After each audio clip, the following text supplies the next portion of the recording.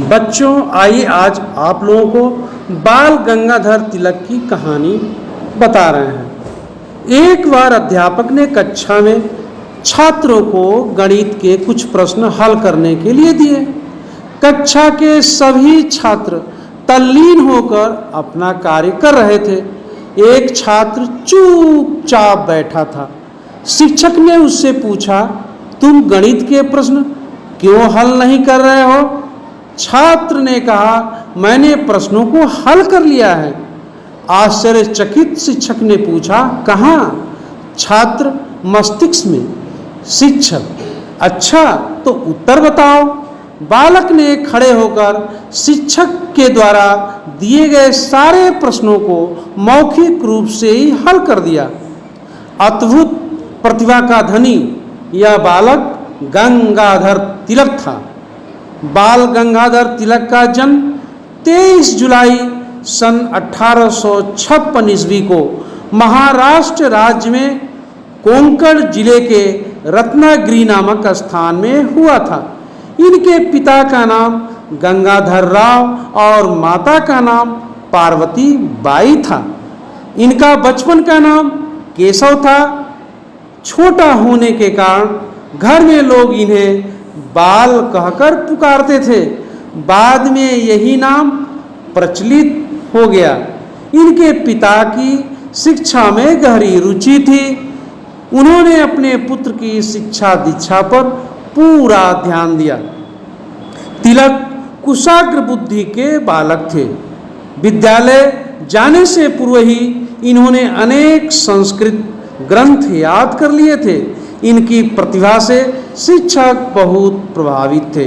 गणित, इतिहास और संस्कृत इनके प्रिय विषय थे। गणित के कठिन से कठिन प्रश्न वे मौखिक रूप से हल कर लेते थे। किशोरावस्था के पूर्व ही इनके माता पिता का देहांत हो गया। इनका विवाह सत्यभामा बाई से हुआ। विवाह में इन्होंने दहेज में कुछ नहीं लिया। सन 1877 ईस्वी में बीए परीक्षा उत्तीर्ण कर इन्होंने कानून की डिग्री प्राप्त कर ली। इसके बाद वह वकालत करने लगे। तिलक शिक्षा को स्वतंत्रता का आधार मानते थे। इन्होंने यह भी अनुभव किया कि देशभक्ति और राष्ट्रीय चेतना जगाने के लिए शिक्षा के प्रसार के साथ साथ पत्रिकाओं का प्रयोग भी आवश्यक है। अतः इन्होंने केसरी तथा मराठा नाम के समाचार पत्र भी निकाले। इन समाचार पत्रों के माध्यम से ये ब्रिटिश शासन के विरुद्ध संघर्ष करने का संदेश देते थे। पत्रों के माध्यम से इन्होंने स्वतंत्रता के प्रति लोगों में नई चेतना जगाई। इनके लेख सबका ध्यान आकर्षित करते थे। इनके कार्यों और विचारों के कारण सब लोग इनका आदर करने लगे और इनके नाम के साथ लोकमान्य शब्द प्रचलित हो गया। तिलक ने विधवा विवाह एवं महिला शिक्षा पर विशेष जोर दिया। बाल विवाह जैसी कुरीति का विरोध किया तथा मजदूरों की दशा सुधारने के लिए आंदोलन चलाया। इन्होंने स्वदेशी की भावना का भी प्रचार किया।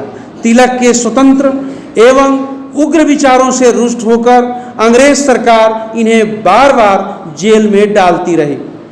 सन 1907 ईस्वी के सूरत कांग्रेस अधिवेशन में इन्होंने सिंह गर्जना की। कहा, स्वराज हमारा जन्मसिद्ध अधिकार है और हम उसे लेकर रहेंगे। ब्रिटिश सरकार ने इन सब पर सन 1908 ईस्वी में राजद्रोह का मुकदमा चलाया और 6 वर्ष की सजा देकर मांडले म्यांमार जेल में डाल दिया। यह समाचार पूरे भारत में आग की तरफ फैल गया। इसके विरोध में मुंबई के बाजार तथा मिलें बंद हो गई। जेल में इन्होंने 3 पुस्तकों की रचना की।